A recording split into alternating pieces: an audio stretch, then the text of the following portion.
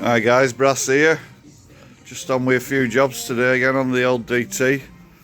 Probably going to paint all that lot today and the exhaust silencer, maybe if I get time.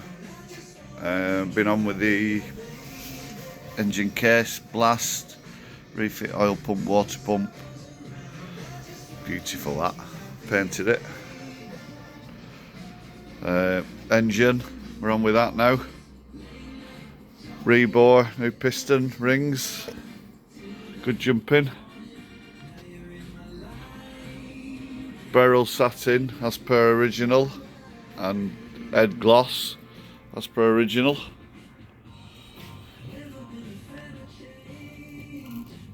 $33G this model.